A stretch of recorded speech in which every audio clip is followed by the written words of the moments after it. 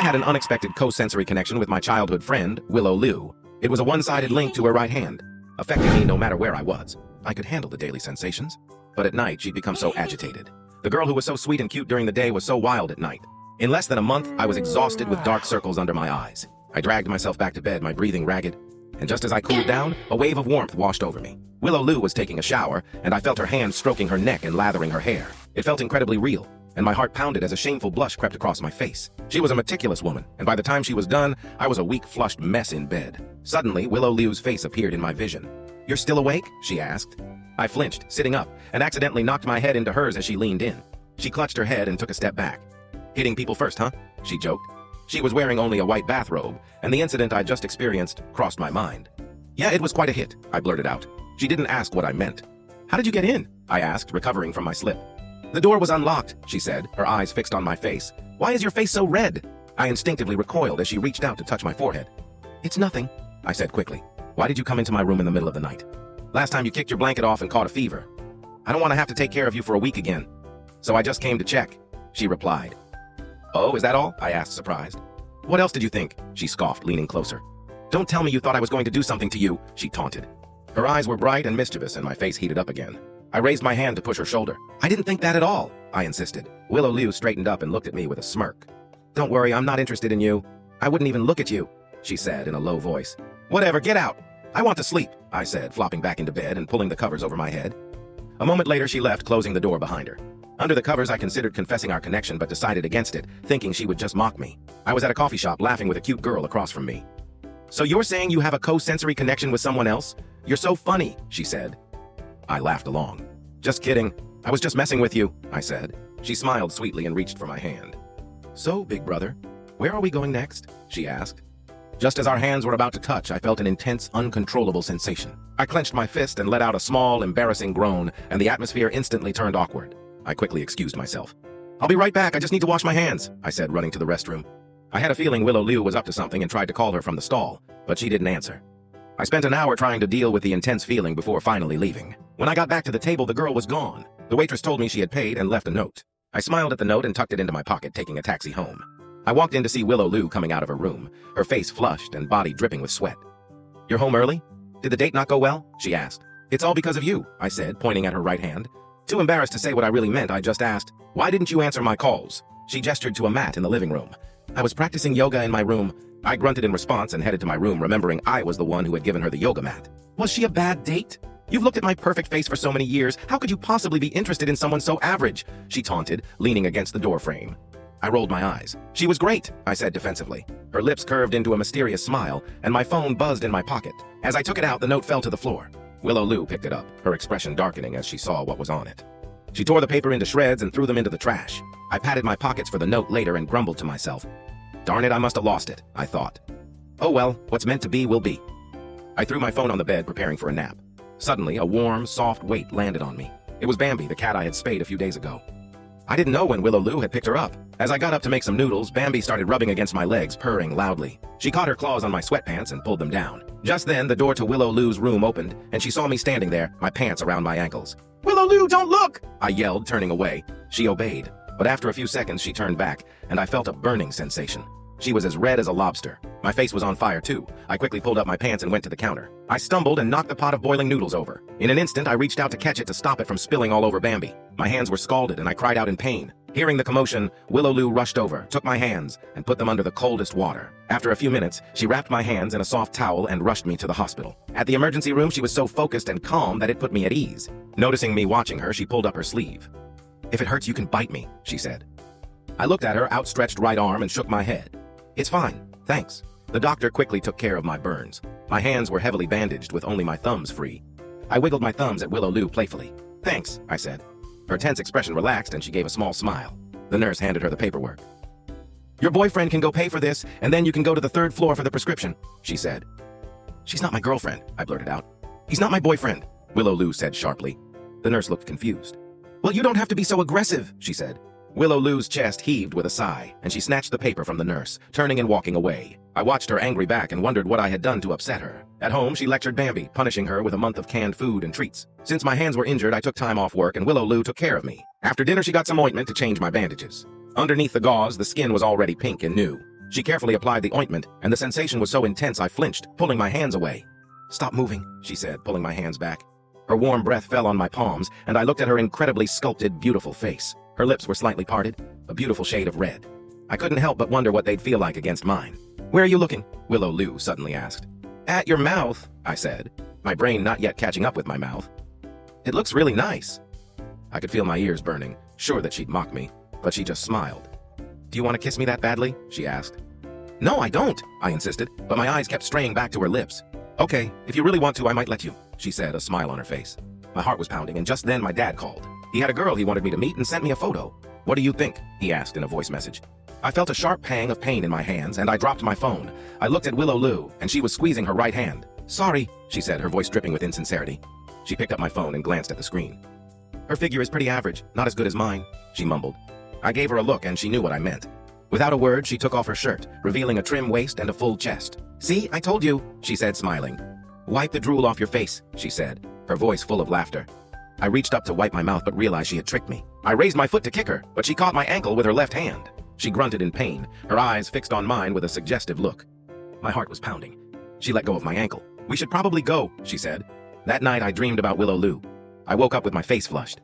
I went to the kitchen for a glass of water, hoping to clear my head. As I passed her room, I heard a strange noise and the familiar heat started to rise. I sat on the floor, unable to stop an embarrassing sound from escaping my lips. The noise from her room stopped instantly. I heard her footsteps approaching the door. I scrambled to crawl away, and when I looked up, I saw a pair of golden eyes. It was Bambi. Willow Lu opened the door and saw me teary-eyed, holding the cat and whispering, "Good girl, I love you." "Alex, since when did your taste get so weird?" she asked, a look of confusion on her face. She pointed at me, then at the cat, then back at me. My dad kept nagging me to go on another date. The girl was nice, but wanted 3 kids in 3 years after marriage. I almost choked on my rice. After dinner, I told her I didn't think we were a match. As soon as I got up to leave, I got a text from Willow Lu. "Did you finish your meal this time? If you don't like her, don't be a jerk. Just come home, I'll cook you something nice." I knew her food was amazing, but I had already told my dad I'd try to make it work. "I'm having a great time, we'll talk later," I texted back. A moment later, she sent me a smiley face emoji. I went to a nearby mall and watched a movie. In the middle of the movie, I felt a familiar itching sensation on my neck. A few seconds later, I received 2 pictures from Willow Lu. One was of Bambi wrapped in a blanket, and the other was of her neck, covered in red marks. The little one keeps scratching my neck and almost broke the skin. "Anyway, what are you doing?" she asked. Someone bumped into me, and I accidentally switched to voice typing. A strange, drawn-out sound went out. I got home after midnight. The living room was dark. I reached for the light switch and found Willow Lu standing in the middle of the room. "Why are you standing in the dark?" I asked. She didn't say anything and just stared at me.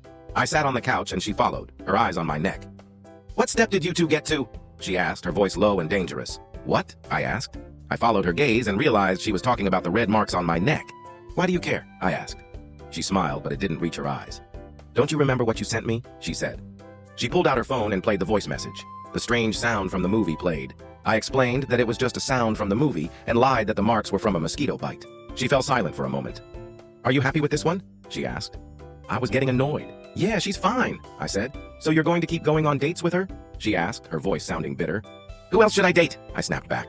She was silent for a moment, then changed the subject. "Forget it. You're a terrible judge of character anyway," she said. I was so mad I went back to my room. For the next few nights, she didn't agitate me, and I was grateful for the chance to finally sleep well. A couple of days later, I came home from work to see my dad and Willow Lu in the kitchen. "I don't know what kind of girl Alex is looking for," my dad was complaining. "He hasn't worked out with any of the girls I've introduced him to. It's so frustrating." "But wasn't that last one pretty good?" Willow Lu asked. "Not at all. He came home and told me she wasn't a good match," my dad said. I was mortified. My lie had been exposed. "I see," Willow Lu said, looking at me with a mischievous look. She mouthed the words "little liar." At dinner, she acted like a different person. She gave me food and poured my drinks. My dad was impressed. "Willow, why haven't you found a boyfriend yet?" he asked. She paused. "I have someone I like," she said, her eyes on me for a second. My dad looked at me with a disappointed look. I was surprised. I leaned in and whispered, "Who is it?" "I didn't know you were dating someone. He's a clean freak and he loves food," she said, glancing at me. "And he's a little dumb sometimes." "He sounds just like me," I said. "Who is it? Do I know him?" Just as I opened my mouth to ask for more details, she put a piece of food in my mouth to shut me up. After dinner, I walked my dad downstairs. He kept nagging me about dating and praised Willow Lu. "Why can't you be more like her?" he asked. "She's always so good to you." "Dad, she and I have been at odds since we were kids. There's no way we'll end up together," I said. "But what if?" he asked. "No way," I insisted. The taxi arrived and he got in and left. When I got back upstairs, I found Willow Lu in the kitchen baking. "I thought you just ate dinner," I said. "Your dad said you wanted to try a Napoleon pastry, and he wanted me to teach you how to make it," she said. I had forgotten that my dad had brought over ingredients for me to bake with. She made it look so easy, but my attempts were a disaster. I laughed at my incompetence. "Let me show you how to do it," she said, coming to stand behind me. She wrapped her arms around me, her hand over mine, and gently squeezed. The warmth of her body against my back and the way her chest pressed against me was too much. "Alex, focus," she said, her voice soft and close to my ear. "Why are you trying to move away from me?" My voice was shaky. She heard it and tensed up, immediately stepping back. "You should practice more. I'm tired. I'm going to rest," she said, her voice a little hoarse. I pretended to be busy, not daring to look at her. I lay in bed, unable to sleep, thinking about what my dad had said. What if? Was it really just an accident? Could I really have feelings for someone I didn't like? I felt the familiar heat again, more intense than before. I got up, my hair a mess. "No, I can't do this anymore," I thought.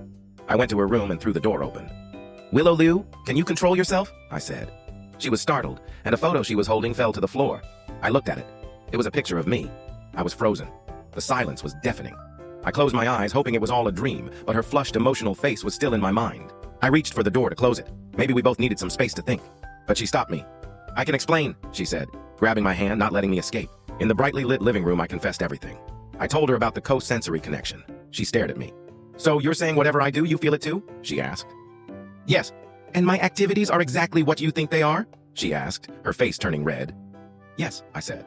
She was silent for a moment. "If you don't believe me, we can test it," she said. "How?" I asked. "You can pinch your right hand, and I'll feel the pain," she said. "Or," she said, a smile forming on her face, "I have a better idea."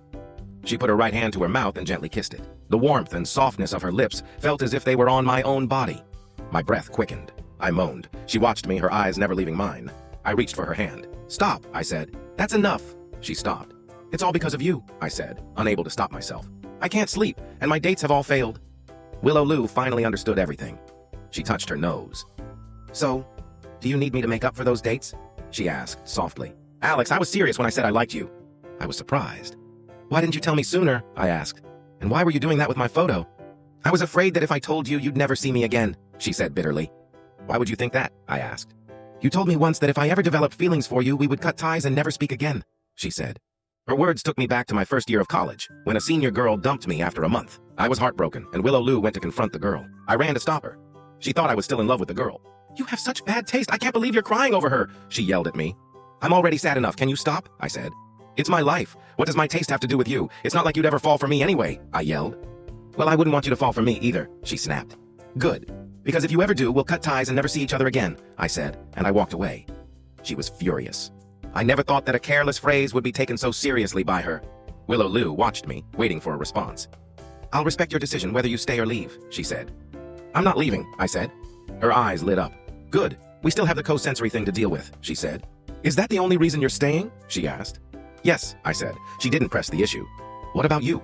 What are your feelings for me?" she asked. I was a little overwhelmed. It was hard to process that the person I had considered my nemesis for over 2 decades had feelings for me. I needed time. She was silent for a moment before she said, "I'm willing to wait, and I'll be more careful not to affect you." Our relationship changed after that.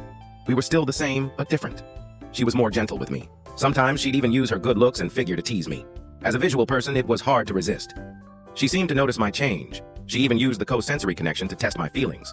She came out of her room pretending to be tired and out of breath after an intense session. "Sorry, I had so much fun that I forgot about you. Are you okay?" she'd say. I was annoyed. "Why don't you try it yourself?" I said. I grabbed her robe and pulled her into my room. I pushed her onto my bed and straddled her. She was stunned, but her body reacted instantly. I felt her warmth rising. I got up, wanting to run, but she grabbed my neck, pulling me back down. She took control, deepening the kiss. I was lost in the moment. Just then, I heard the sound of the front door opening. "Willow Liu, stop! Someone's here!" I whispered. "You're hearing things," she said, her lips on my neck. A moment later, the door to my room flew open. My room was a mess, and Willow Liu and I were a mess. My parents and hers were standing there staring at us. My mom and her mom were laughing. "They're still in bed?" "It's 10 a.m., Mrs. Liu said. "It's the weekend. They're probably tired," my dad said. "The breakfast is going to get cold," my mom said, walking towards my room. The door was wide open, and we were a mess. My mom's face turned serious. "What are you two doing?" she asked. I was so embarrassed I couldn't look up. "Mom, don't scare Alex," Willow Liu said. "He's not a stranger," my mom said. "So what is he to you?" Willow Liu stammered, thinking about her last confession. My mom looked surprised. "You confessed to her without knowing how she feels? You're so bold," Mrs. Liu said. The room was silent. "Alex, do you like my daughter?" Mrs. Liu asked. I looked at Willow Liu. Her eyes were full of anticipation and anxiety. I imagined her as my girlfriend. She was beautiful, had a great personality, and cooked great food. She was also caring. I knew I wouldn't be with anyone else. I looked at her, and with 3 pairs of eyes on me, I nodded. "Yes, I do," I said. Willow Lou looked shocked, but then her face lit up with a huge smile. I could feel her happiness. My own smile widened. My mom and her mom started laughing. "It's about time," my mom said. They called my dad and his parents to share the news. It turned out they had been hoping we would get together for a long time. They were all happy. Willow Lou leaned in and took my hand. "Thank you for choosing me," she said softly. "You're welcome," I said. "You better be good to me." The happiness and joy I felt was overwhelming. Maybe this co-sensory connection wasn't so bad after all.